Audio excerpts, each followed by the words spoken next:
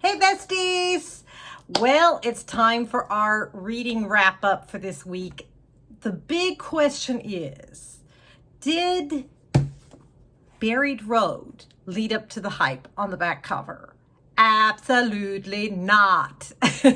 Sorry, Katie, this did not do it for me. She said it was going to be an edge of your seat thriller.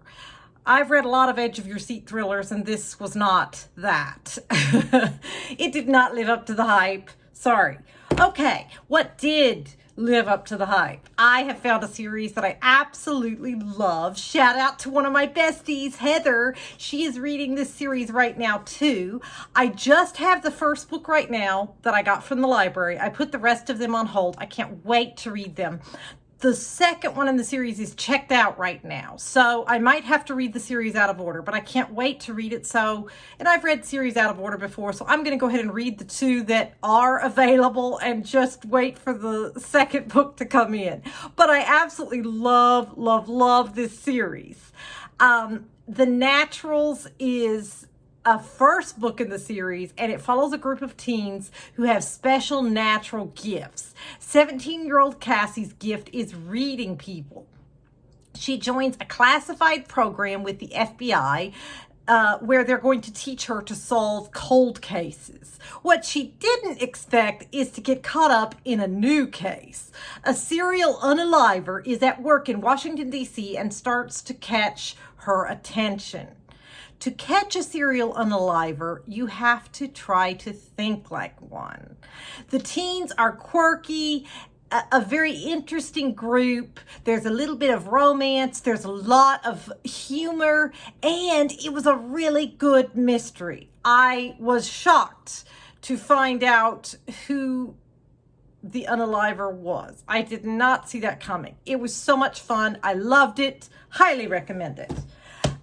The other book that I loved was A Little Bit Broken by Marion Schmimbeyer.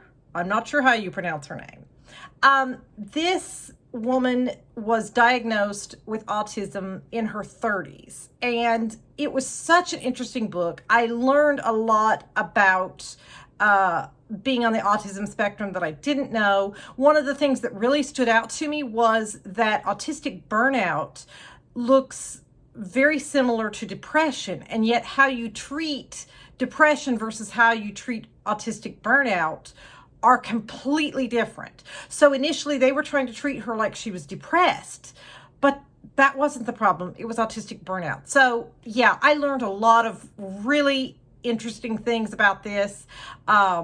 I have people in my family on the autism spectrum, and so yeah, I found this book very interesting. The other book I enjoyed was one that I actually did not mention in my haul because I didn't want to list too many memoirs because this is a thriller and mystery channel, but it turned out memoirs is what really did it for me this week. This book called Mother Noise by Cindy House. She talks about her struggles with mental health and addiction. And it was just really, the thing that really stood out to me that I wanted to highlight to you was the amazing power of books. One of the times when she was severely depressed, she couldn't eat, couldn't sleep. She was on medication and it still was not helping. And she read a book and she says, I have no doubt that the book is the thing that cured me, that pushed me out of depression. It wasn't sleeping again or the antidepressants. It was a collection of short stories. I can't hear the title or Tim O'Brien's name without seeing myself in bed curled into the fetal position with that book in front of my face. Alone in my basement apartment, I started to imagine feeling joy again. And then I'll skip down to, she said, Tim O'Brien's book made me feel less alone. By the time I reached the end of the book, I'd started spending less time in bed, and I'd even begun to apply for waitressing jobs. I cannot speak this morning. It was as if a debilitating fever had flattened me for the better part of a year, and now I was finally well, standing up and looking at the fridge, feeling hungry for the first time in months.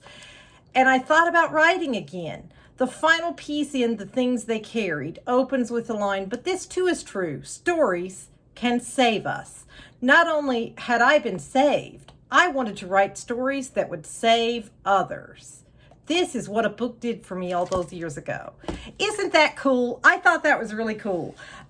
So those were the books that really stood out to me this week that I enjoyed.